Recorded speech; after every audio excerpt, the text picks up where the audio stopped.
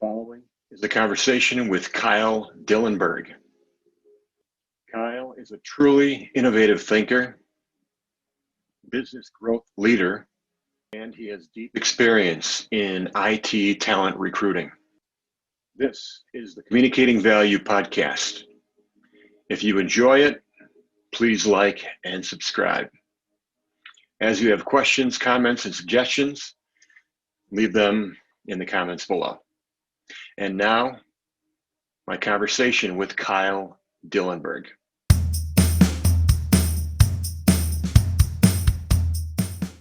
Hey, Kyle. Welcome to the show.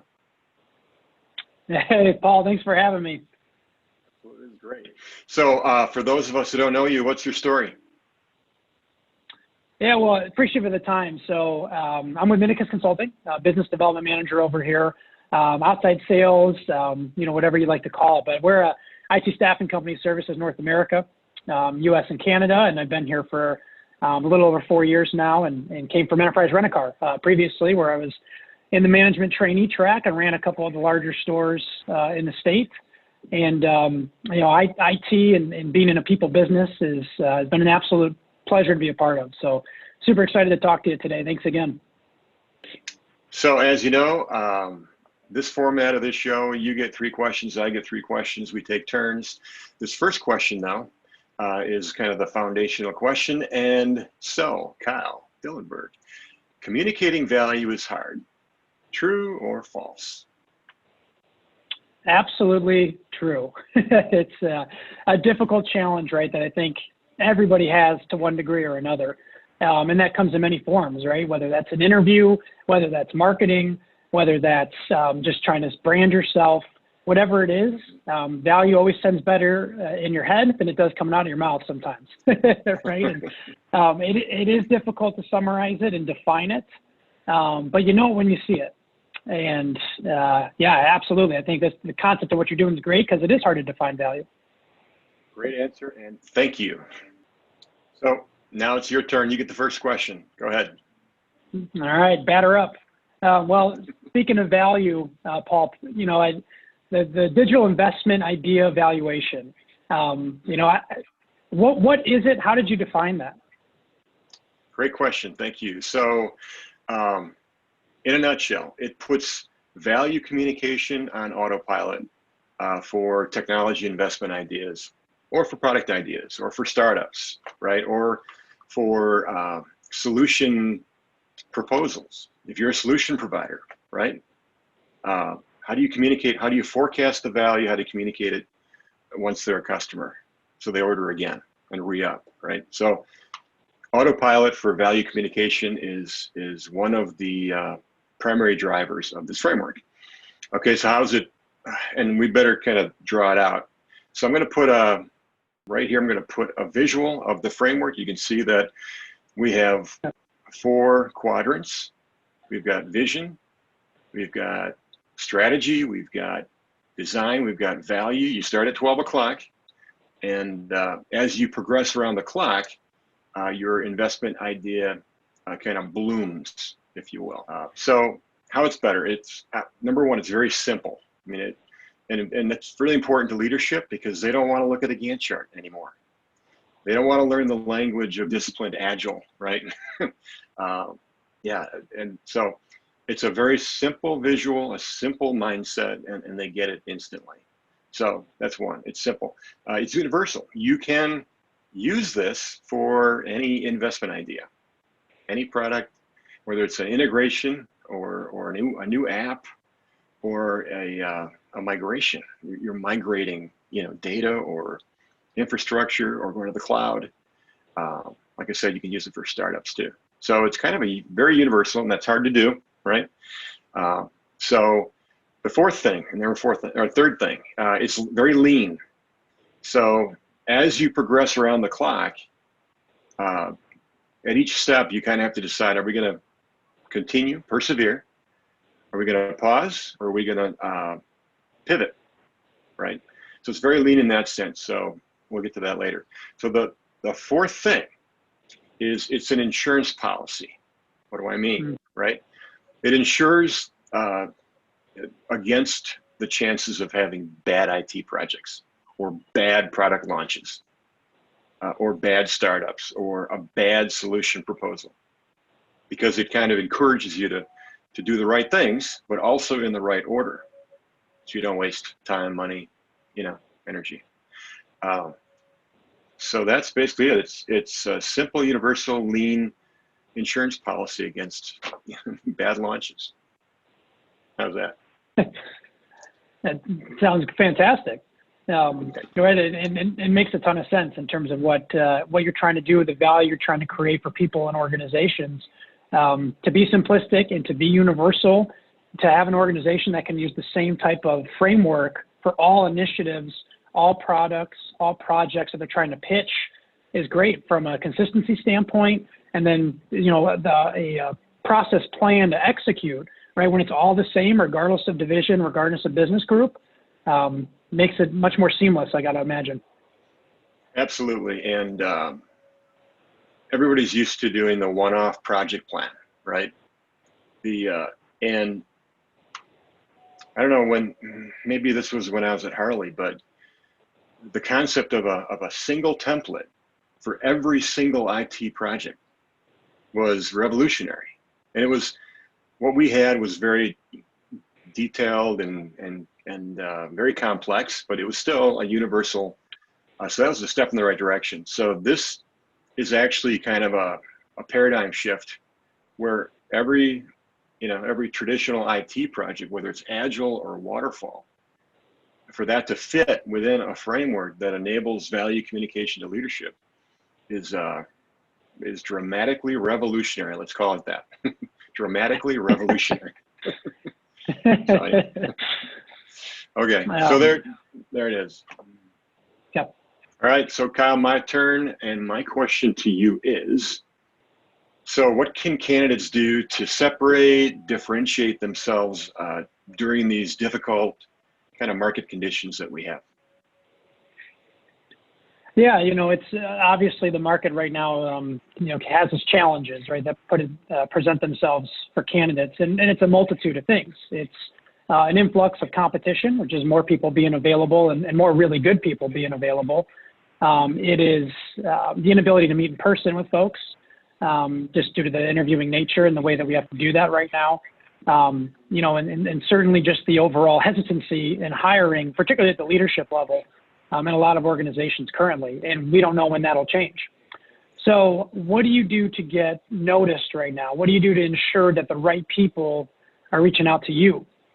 And as I talk with industry professionals over and over again over the last 3-4 months, people that are looking and just having a problem getting in front of the right people, what I've seen be very successful time and time again is posting relevant content on social media, particularly LinkedIn.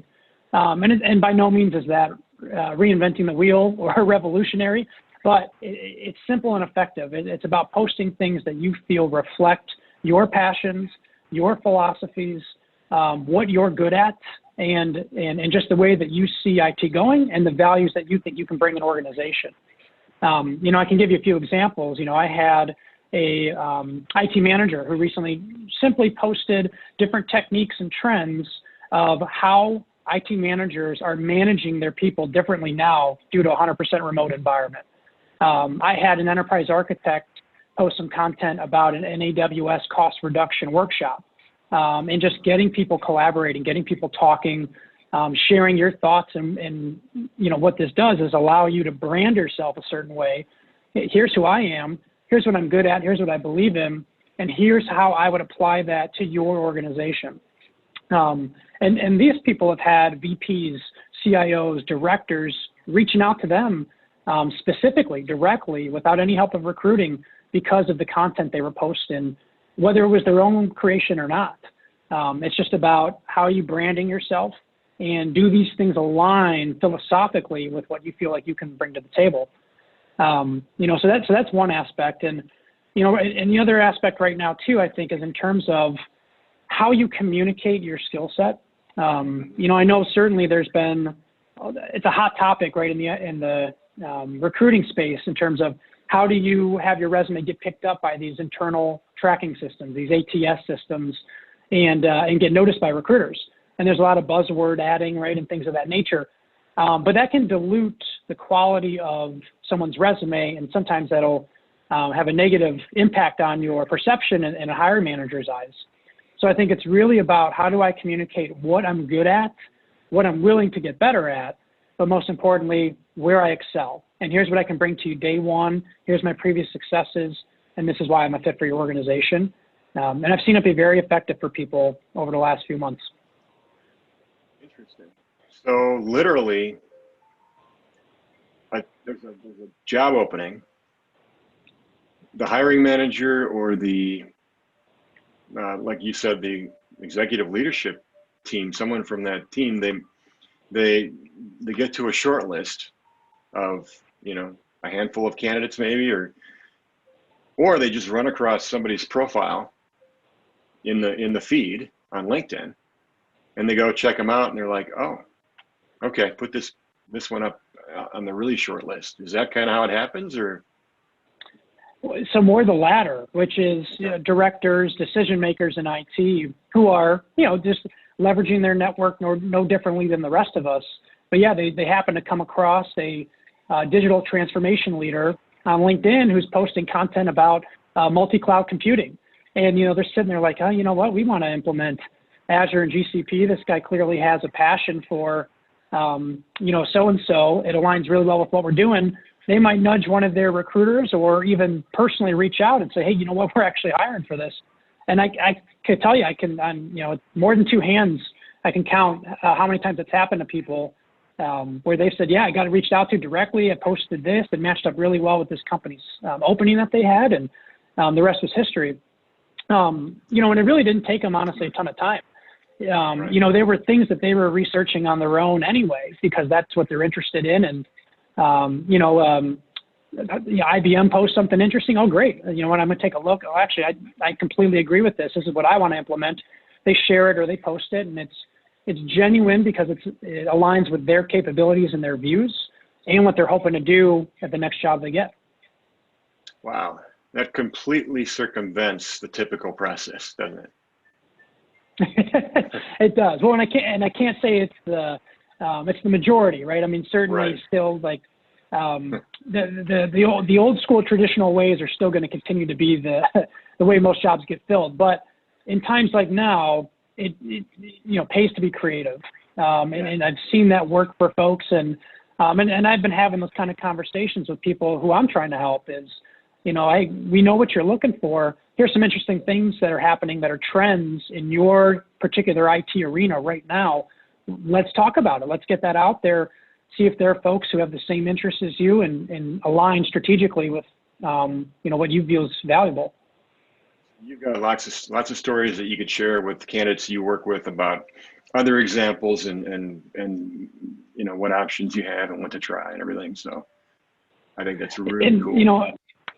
And honestly, like as a salesperson for a staffing company, right? Because obviously we're always trying to paint the candidate in the right light and let IT decision makers know why we think they're a fit. Well, part of that is, hey, we attached their LinkedIn profile, and here's all the things that we want you guys to check out. Here's a lot of the content they've been posting. Here's some things that they believe in. Here's the conversations we've had and why we believe this person can lead or execute X initiative. And we already know about that initiative because we have a good relationship with the client. So it makes it a more natural potential entry, and you can kind of bypass the sitting in the queue of 400 resumes inside the applicant tracking system. That's right. That's right. Wow. Okay. Great. That's great. Great topic. We could go on and on that one. Your turn. All right, Paul. So, we talked a lot about the framework and what it means, but where did you get the idea from? What did you see out there as a problem or an issue that needed addressing? Yeah, great question. So we talked about the single project plan template. I think that was from Harley. But over the last 10 years, basically, and over, I would say, hundreds of contributors. So I'm kind of like the facilitator. My style is to, hey, what do you guys think of this? And what would you change, right? It's a great way to meet people, and it really, instantly adds the kind of the community evolution of anything you're trying to facilitate the evolution of, if that makes sense. So yeah, so from C-level folks on down, like UX designers, agile coaches, PMO folks, program managers, project managers, anybody. I mean, literally hundreds of people are in there, are in this framework, which is really cool. And I'm, just happy to facilitate. And then just in terms of I guess the number of books you'd have to read, right, to get all everything in the thing. I mean, Lean Startup, Agile, PMI, Project Management Institute, the Open Group, Enterprise Architecture Framework, right, TOGAF, Asset Portfolio Investment Theory, Octalysis Gamification Framework. I could go on, obviously, but yeah, there's a ton in here in this framework that saves you from having to read all that stuff, right? But just makes it just really robust and current.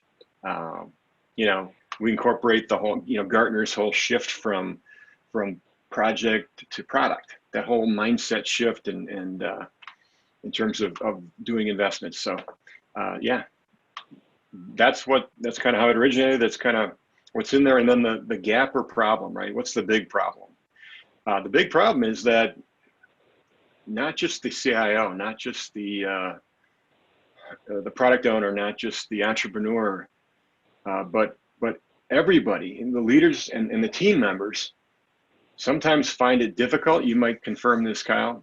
Difficult to truly communicate the value of a technology investment or a project or a product idea, right?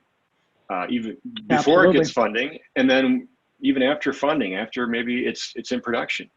So what's the value in financial terms? We got a lot of adoption, right? That's not that's not sales growth. That's not expensive, yeah. Right? So I think that's some folks have it nailed cold and they're doing awesome. But for for leaders and team members out there that don't have that, this is just kind of an easier way to do that, like a recipe, All right, did that make sense?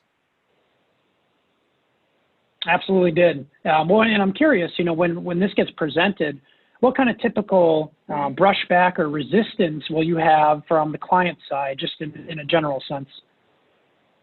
Yeah, so the three things. One, hey, we already have a framework. We're not going to change. Two, we don't like any new stuff, especially at the enterprise level. Number three, do we have to follow this to the letter, right? Or can we modify, change it? Does it work if we change it?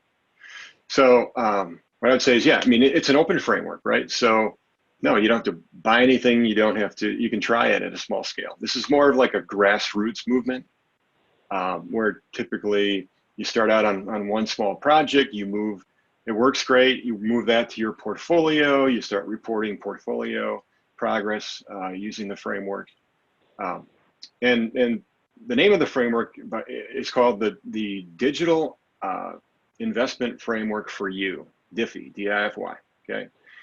And the for you part is super important because it's meant to, take it and make it your own, right?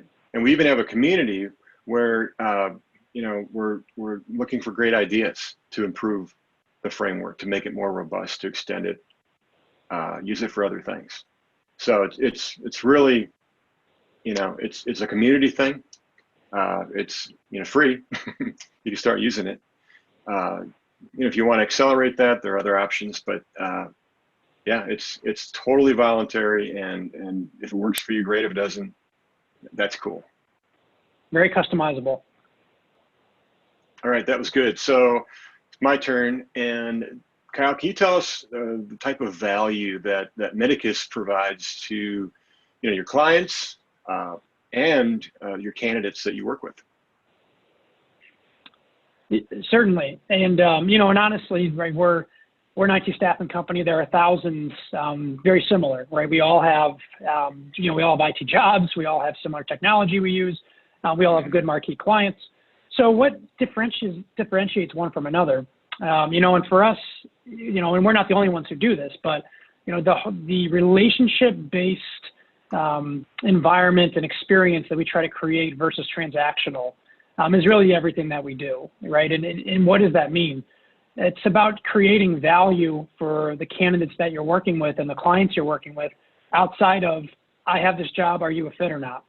And I'm sure, for a lot listening, they could count, many, many, many times where they get a call from a recruiter and they talk about a job for about 3 minutes. And as soon as they're deemed not a fit, that's kind of the end of the conversation and you don't hear from them again. Unfortunately, that happens a little too often. And, our approach is much different. It is truly about, what are you looking for in your career? What is the right next move for you and why? What are your passions? What are you trying to get into? And as opposed to just selling you any job and telling you it's the best thing ever, it's about, well, let's go find that, right? Or if we have a job that checks most of those boxes, we'll be honest and transparent about the ones that it does and the ones that it does not. And each step of the way, there's value to be provided for candidates, whether it's as simple as resume feedback, right? Here's things that you can do differently. I'm here, I might move this here, or hey, let's get rid of X experiences, or add some key metrics from a measuring standpoint, right? So there's things you can always do. Interview preparation, right? There's a lot of guys out there, especially now, who haven't had to interview in 5, 6, 8, 10 years because they've been in the same job and they could not have foreseen being let go. So it's about practicing again, right? How do we get ready for the interview? What's my elevator pitch? How do I summarize myself and what I want? It takes practice. So that's a big part of what we do. Actual interview feedback once you're done interviewing, whether you get the job or not, right? How do you get better next time? How are you perceived? You might have thought it went really well. Well, maybe it didn't. And there were just a few minor tweaks we can make when we explain our previous experiences that we can work on together. And part of that's about us getting that information and then actually relaying it to you. And honestly, sometimes it's as simple as just the really little things of helping people get introduced or connected or directed to the right people, even if it's not something that is going to lead to a direct placement for us. If you do the right thing enough times for people in your network, everyone eventually ends up, winning in those scenarios. So those are the kinds of things we try to do in true relationship building in terms of our candidate experience. On the client side, it's really similar in a lot of ways. Obviously, we'd love to get the placement. We want to find the perfect person, but it's really about identifying what are the true company needs. What are the initiatives at hand? What are we looking for and why? And then going out and finding that person, but not just presenting people. It's about what other information can we provide of value? What are the market trends? What's your competition doing? What are things that you can offer that are creative that might give you an advantage against others in terms of bringing in the best people? Maybe compensation ranges change, right? Whatever it is, because our noses are in the market every day and we're talking to so many people, we're able to give companies real-time insight into what's happening. And are very open to giving away our data, right, and whatever it is that will help them make better decisions. So those are just a couple things off the top that I feel we're certainly not the only ones that do it, but we take pride in doing those things. That's cool. I'm picturing this kind of value force field, kind of around your firm, what you do, your candidates, your clients. And they've got to be coming back to you and saying, Kyle, this is better and different and better. And wow, I did not expect all this. You could probably talk about a couple stories.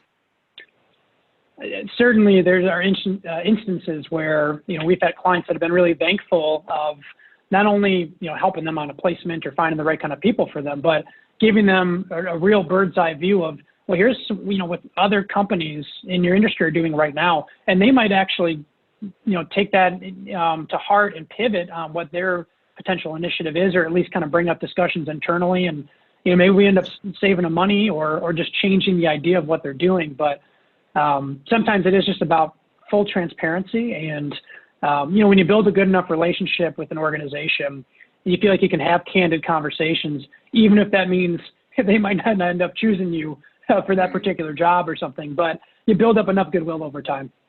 That's awesome. That's interesting. Thank you. Good. All right, cool. Your turn, Kyle. All right.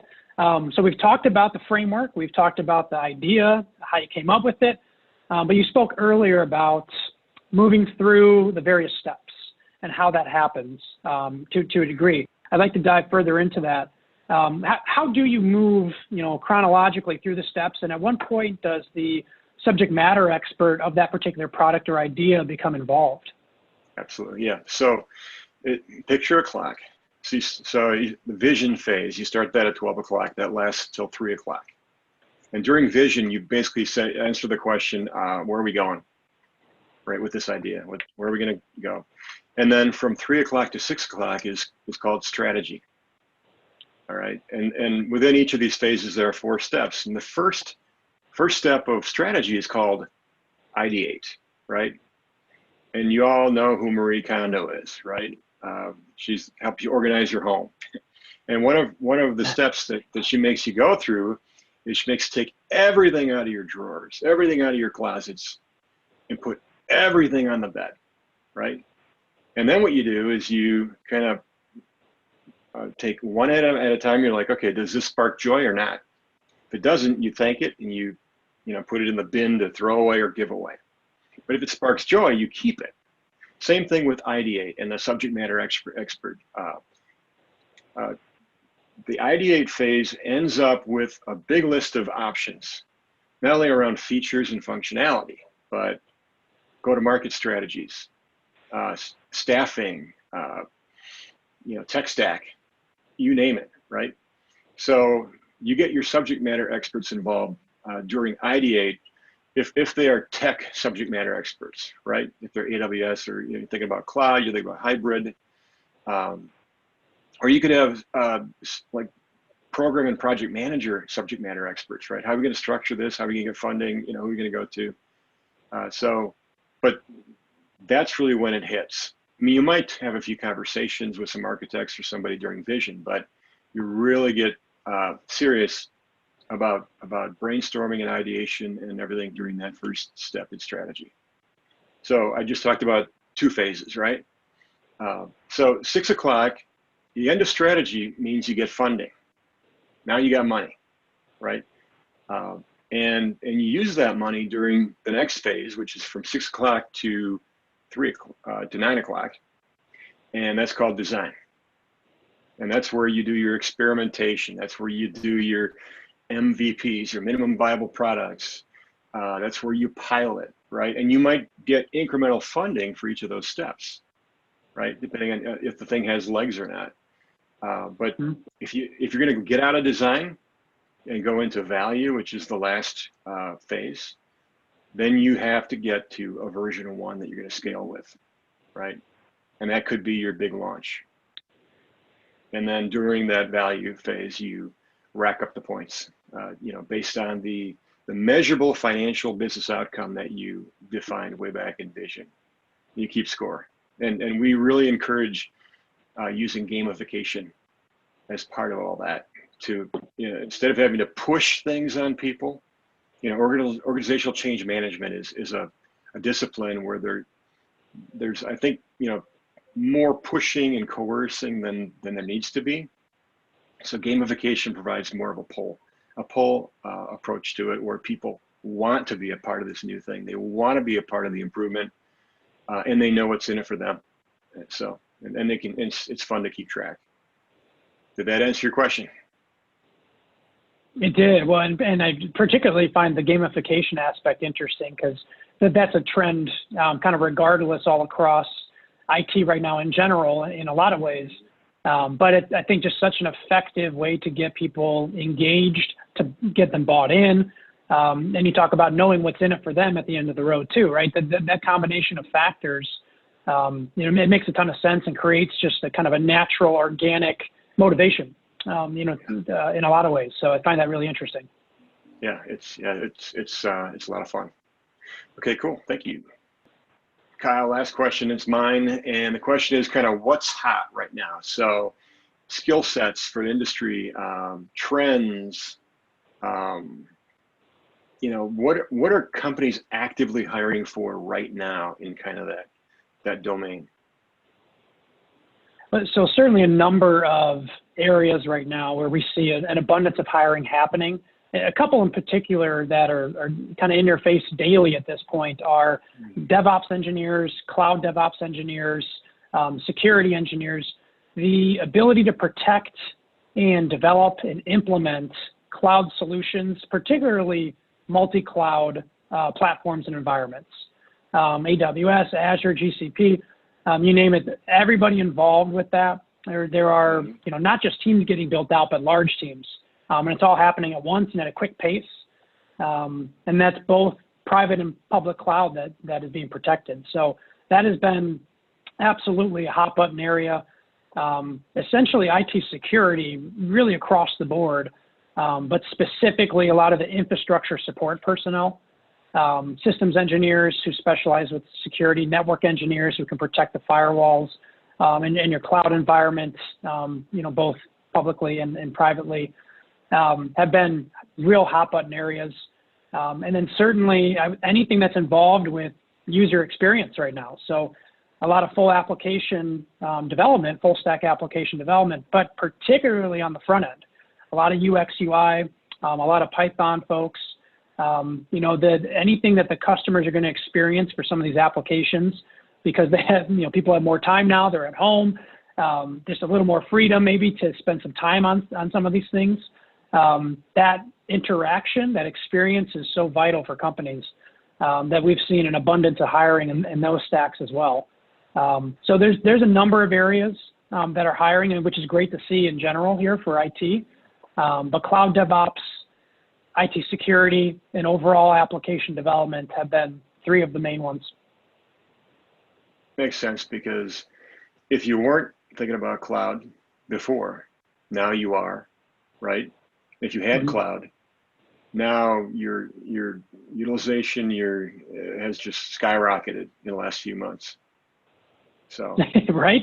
Yeah, you have VPNs tripling, quadrupling, quintupling the amount of volume and usage and vulnerability that they had before. So yeah, no question about it. In companies, obviously we've seen a number of major names already talk about working remote through the end of this year at a minimum, and potentially, into next year. And we don't know when that'll change. So it just have to be prepared and successful to work in our current conditions now for the foreseeable future. For sure. All right, cool. Wow, that's wild. Thanks, Kyle. So if someone from our community wants to get a hold of you, connect with you, how do they do that? Yeah, so anybody who would love to connect or reach out, a couple different channels. To view any opportunities or anything of that nature, you can always visit Medicus.com. That's MYTICAS.com. Okay. But in terms of reaching out to me individually, I'm a pretty open book. So you can reach me on LinkedIn anytime. I'm always available there. Or my email, which is Kyle D, KYLED, @Medicus.com. Got it. All right. Very cool. So I think we did it. Kyle, thanks. This is great. Great to have you on. Thanks for having me, Paul. Really appreciate it. All right. Let's talk soon. Ciao. You bet. See you.